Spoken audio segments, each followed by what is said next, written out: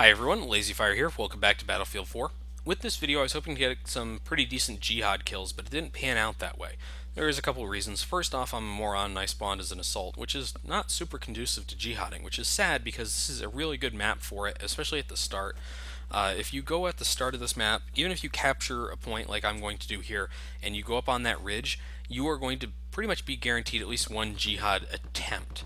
Not a kill all the time, but an attempt at the very least, because people pile up on that ridge while they capture G. And even after that, when they're trying to move down to D, almost universally, everyone tries to go from G to D. D is a really fun point to have on this map because the bomber spawns there. So if they have that and they have that central location on the map, they can kind of make a run for any point from there. But these guys don't do well on that front. We pretty much pushed into D first thing, and you'll see us have to fight over it a little bit. You see right now it's still being contested, but we just took it. Now we're going to lose it again eventually, but we're going to have it for the start, and you can see these guys just start firing into it. And if I had C4, this would have been the time to use it, but no luck. So the other reason why this doesn't work too well as a jihad video and why it didn't get cut up into such is because I don't have a ton of kills, and that's because my team worked a little bit too effectively. When you're jihading or you're trying to jihad, you want to be on kind of a bad team. It's a weird thing, but if that's what you're going to do, it's important, because a bad team is going to allow their tanks and their LAVs to live longer. A bad team is going to allow those tanks and LAVs to get all over the map and kind of lose contact with each other behind hills and such, so there won't be as much spotting you as you drive around. There won't be as many people supporting each other, and you'll be able to kind of pick these guys off one by one. The other thing about jihading is if the enemy team kind of gets emplaced on a couple points with a tank or an LAV or something like that, jihading can really turn that around very quickly and open up the area to your team where it might not have been open before. And that doesn't really happen on this map. You'll see them kind of put some tanks and concentrate on the E point there. You can see one up there, two up there now, and that's nice, but not really a problem. Two tanks up on that ridge, not really an issue. It's something that somebody with an LAV can kind of clear out pretty effectively, or somebody with a tank can go up and kind of take pot shots at them as needed. So not super concerning, but I'm going to go up there anyways with this jihad and hope for the best. But you can see my team is also like clearing out a lot of people at this time. You can see their helicopters aren't overly effective, but you can see our LAVs are showing up on the kill feed quite a bit. You're going to see some javelins show up there as well, Abrams tanks and everything. Our vehicles are being very effective right now. Their vehicles are kind of sitting back and taking pot shots. That's not really the way to play this map. You've really got to be aggressive with your vehicles and using those to capture points, because honestly, on this map, you do not want to be on foot. And a lot of their guys seem to spend, and if you watch the kill feed, a lot of their guys end up with a lot of gun kills in this, which is not really how you want to play this map. It's very vehicle centric, either air or land vehicles, with a heavy preference towards the land vehicles, because honestly, the air vehicles on this map, the Little Bird is great for dropping people off and maybe killing some stray infantry guys, but it's not an effective anti-vehicle weapon unless you're using the anti-ground rockets. And the stealth jet is really only for taking out things in the air. So why would you want to worry about air vehicles in this? Focus on the ground vehicles, make sure that works out. But what's going to happen here in a few moments, you can see that we're kind of losing pretty badly, and we're going to continue losing points and bleeding tickets for a little while. What's happening is my team is trying to set up something called Javelin Squad, and this is a really effective tactic on this map, especially because of the long sight lines and everything. But what you want to do is have somebody as a recon, or have somebody in the gunner seat in an LAV switch to SOFLAM or PLD and start lasering targets. And once you start lasering targets, there's some really great magic that happens around the Javelin weapon. The Javelin on its own is kind of a shitty rocket launcher or missile launcher in this game, anti-vehicle weapon. One, it can only fire at ground vehicles, and it has to get a lock, and that lock has to be held from start to finish. So the second you start locking to the second the missile impacts, you have to hold that lock. And that can take a few seconds, and if they break visual contact with you in any way, the enemy target, you will lose that lock and have to start all over again. The reload isn't too bad, but considering that you have to maintain that lock the entire time, and if they flare or use active protection, you're done. That can be really dangerous, and you can end up doing almost no damage to somebody between the locks, or they can just get away from you. With an RPG at the very least, or an SRAW, you can kind of guide it to the target. The SRAW you can guide to the target. The RPG you can kind of say, well, I'm going to drop it a little bit or whatever, and I'm going to be able to hit this guy who went over the ridge. Not so much with the Javelin. You have to have that line of sight, and it does very little damage. It does about 30 points of damage, which is around what the RPG, the strongest of the rocket launchers and dumbfire weapon, does to the front armor of a tank. So, at the end of the day, why would you use a Javelin? Well, if you have a laser guiding person, someone who's laser painting targets and such, then it's a very effective tool. You're able to just nail people from 500 meters away. 500 meters is a long distance in this game, by the way. That is pretty effective. You can hit people from about 500 meters away with a Javelin without maintaining line of sight, without having to lock on for very long. And it just works. It does more damage. It does about 50 points of damage versus 30 at start. So that is impressive. I don't know how this guy hit me there, but he did. I wasn't even getting shot by him. He just got me. So think about that. Like, the Javelin in and of itself, if you're on your own, if you're playing this on your own, you're probably going to want the SRAW or the RPG or the SMA or something like that. A dumbfire weapon or a slightly guided weapon. But you're not going to want the Javelin. But if you have a team that's working together and is going to point out targets to you and is going to laser paint and everything like that, then you want the Javelin. And as a matter of fact, people are actually fighting over LAVs instead of tanks right now, because the LAVs on this map, or LAVs on all maps, have tow missiles, and tow missiles can make use of laser-guided weaponry. And laser-guided weapons also make it so you can hit targets like those helicopters with the Javelin, which is generally only a ground vehicle lock weapon. So, yeah, the Javelin plus a laser sensor or laser painter is amazing. It's one of those things that you should really, really be using in this game if you have the capacity to do it. And I just got teabagged because I destroyed that guy's tank. Yeah, I'm sure having 15 points of health and no tank is really worth teabagging me. You did a lot to win that victory there. So, yes, jihading, not going to be effective here, but the Javelins are going to be effective. And as you can see, we've kind of turned this around. We're getting closer to parity here. That's very helpful. But this is about the point where I really don't have a point in jihading anything. Our team is going to start pushing them back further and further. Right now, E and F are kind of their bastions of support. They have some people over at G as well, because that's one of the easier points to get to from their spawn. But if we take E from them, then they're stuck. They will not be able to get back up to E. The best way they'll be able to do it is infantry from F, or people on dirt bikes from F, but after that they're stuck. So that's why I'm coming up here to try to kill this guy, but I turned a little too hard and got run over. You'll also notice that these guys generally do not have gunners in their tanks or LAVs. That's not good. That's really bad, actually. You want to have a second person in the tanks and LAVs. It makes you much more effective against ground units, and that's a lot of what you'll be fighting here. And, of course, having that extra person to keep their head on a swivel to watch out for people like me or for other tanks coming through is very, very effective. But our guys are almost all doubled up in those LAVs and tanks. If you watch the kill feed, you'll see how effective our vehicles are going to be throughout this game. Watch this guy. This guy made some weird passes here. I think he's the same guy who's he's trying to jet ram me, is what's happening here. It's not really an effective tactic for him. He's bad at it. Jet ramming is actually a pretty good tactic. It's kind of on par with jihad jeeping somebody, I guess. Whereas you can hit them pretty effectively, but in this case, you are always going to die. So you'll see him pop out of the jet later on when he does that. And here we go. The enemy team is kind of in bad practices right here. This is a bad idea for them.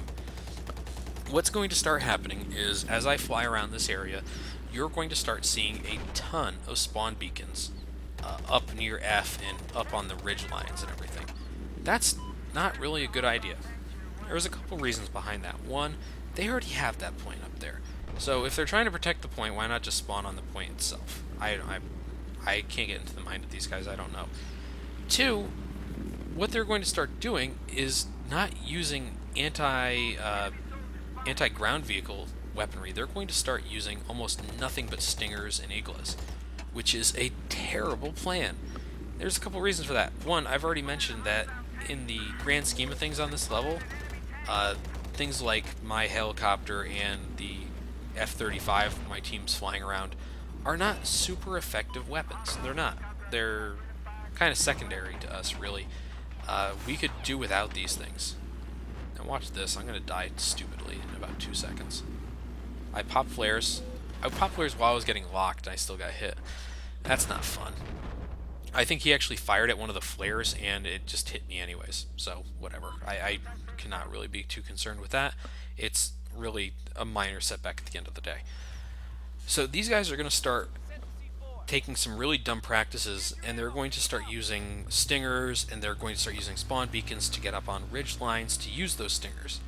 But at the same time, our team's different vehicles, our tanks and our LAVs and stuff, are going to be much more effective because there's no engineer support. Their tanks are depending on no one right now. There's not anyone going to be repairing them. There's not anyone going to be supporting them with rockets or anything on the ground. And honestly, my little bird is absolutely useless against any sort of land vehicle. So I'm just going to be picking off the guys who are firing on me. And it's kind of a weird recursive cycle, I guess. Goodbye. I love dropping those things right on them. Look at all the guys up at E. And you got one tank or vehicle firing into the D point, but you've got all these guys up on that ridge at E. That's a terrible idea. But like I said, these guys, when you aren't an organized team, it's very easy to fall into these traps where you're going to start just doing stupid things or things that are less than ideal for the situation you're in. It's the same kind of thing where you see people like wait in the spawn screen or wait on a runway for a jet or something in this game. They're not really helping the team by just clicking deploy a million times a second and hoping that they take the vehicle. But they'll do it anyways because, hey, they want to fly. They might not be the best at it. Actually, I think flying in Battlefield 4 is a little bit easier than flying in 3. There's, of course, more hazards. The Stingers and Iglas are everywhere. The lock-on weapons are everywhere. That makes it a little difficult. But at the end of the day, I think flying itself mechanically is a bit easier than Battlefield 3. I don't know why I popped flares there. I wasn't getting locked. I think I was just anticipating him locking me, but he died pretty quickly. Look at that. Spawn beacon. You can walk up there from F. And they're basically on the very edge of the map where they are. So what they're doing appears to be using engineer weaponry. This guy appears to be an engineer, right? To try to hit me or other air vehicles. But they're not really effective at it. Right there, I get a nice spawn friend. I had asked for someone to jump in here with me, and I dropped them off. And that's exactly what happens. Like, the bigger problem is that while their helicopters are all over the place, you'll see them, they're flying around, they're not really dropping anyone off. The Little Bird is great as a makeshift transport helicopter if you really want to do it, but they don't seem to be interested in using it as such. They just seem to be interested in using it to attack our random people on the ground and fire lock-on missiles at me. Look at me run away here. This is dumb. That was really dumb of me. That was really too low. And I opened myself up to a lot of really dumb situations by getting that low. Getting hit by a tank shell, for example, would have been pretty bad, and probably the end of this thing. Watch this guy. He's going to hop out. Yep, he was trying to jet ram me. Now, funnily enough, jet ramming vehicles is, I should say ground vehicles, is not very effective. It's one of the things I would actually recommend against doing because you don't create enough of an explosion to really do any damage to them. And at the end of the day, you're basically trying to lawn dart these guys that are just not going to respond to it. So, watch. See, I mean, I unloaded all my 25mm, or half my 25mm into that guy, and I did almost 8 points of damage. Not really helpful. So, don't even worry about attacking ground vehicles unless they're going to die soon anyways. But anyways, you can actually jet ram tanks and stuff at the right angle. You can flip them over, and I've actually had that done to me. It's pretty impressive. Tanks are not meant to be flipped over in this game, so when it happens, the game will actually kill the tank eventually. It'll just slowly bleed it to death. And I took my death from that because I admired that man for attempting that. And right there, that was a tank shell that just went underneath me. I'm in a stupid spot. I'm in a stupid spot, and I'm getting out of it. you're going to watch, I get a squad resupplying point there. My team has been effective enough. We've been following orders and taking out points and everything, and we haven't died altogether in a very long time. So our squad meter is all the way full, which means I am actually giving ammo to anyone who's nearby my vehicle or in my vehicle with me. So it's kind of cool. And right here, you can see them making a point for E, but they got kind of turned back there. I love doing that. I love being able to come in and just absolutely open up an area for a team or take it away from them or just repel an attack with the helicopter. That's, I think, a large part of why I use it as much as I do in Battlefield 4. It feels like it's a much more situational tool. That guy got knocked out of the air. I believe that was actually the LAV that got him. He was getting laser tagged. But yeah, this helicopter in Battlefield 3 was like ridiculous. You could actually take out anti-air vehicles with the scout helicopter if you were good enough. In this game, the scout helicopter does fall pretty easily to anti-air vehicles, but it's pretty damned effective still. The attack helicopter, not as effective, but if in the right hands, it can be a very good tool for a team. I wouldn't suggest it as my first choice to anybody, though. The attack helicopter is weak, it's slow, it's kind of bad, actually. But if you're able to use it effectively, you can take out tanks with it pretty easily, too. But here we go. They're doing what they can. You can see there's one guy firing shells from behind that mesa ahead of me, to my immediate left right now. That's where he is. They're just kind of turtling up. This is what I was talking about when I said that this was not going to be a good map for jihads. How many vehicles have you seen that weren't in their spawn in the last, I don't know, 4 minutes or so since I've been flying this thing? By the way, I have 10 kills in this, so I get some extra points on the server, because the server has some sort of weird point system going. Yeah, I don't know. Just gonna get out of there. What I want to do in this area, and why I'm taking those shots and not getting too far out, is I want to actually find those guys who are sitting there with stingers. Because we do have jets flying, we do have another helicopter out there. I would like to make sure it's safe for those guys. If that jet, and you notice I haven't been actually targeted by any helicopters in quite some time, right? That's because the jets are actually doing a pretty phenomenal job of keeping them from doing that. Hatface is trying to repair me. It's a valiant effort, but it's probably not going to be enough, because I'm about to get targeted by about, every rocket in the history of the world. Look at that. There was no surviving that. Oof. Painful. Then he went down immediately. He got hit by another little bird. Good deal. And then someone killed someone with an Abrams. It's all good times. So you can see they're not really challenging any points. They're maybe pushing into the D area, but that's about it. This is what happens when you have an effective team. I actually have another video of us playing against a squad of Brazilian players, and watching that was kind of fun, because they were obviously communicating and working together and everything, and then so were we, and we somehow came out ahead on that. And I'm still kind of surprised by that, because their connections were absolutely horrible, like 170 ping and stuff like that, and just not conducive to us playing against them really effectively. But yeah, I forgot that happened. I'll just go around this, I guess. Just go around. One of those things that happens in this game that's awesome. It's like, I never expect that to happen, and then it does. It's pretty cool, actually. I like that part of Battlefield. But yeah, you play against these guys who have these terrible pings, and you still win despite the fact that they're very organized. Is bizarre. It's one of those things that if you're more organized, you're going to win in a Battlefield game. And that's kind of what happened to us. There we go. In the next map, we actually forced them so far into their spawn that most of them quit out, and we end up being a game of 16-2 at the end of it.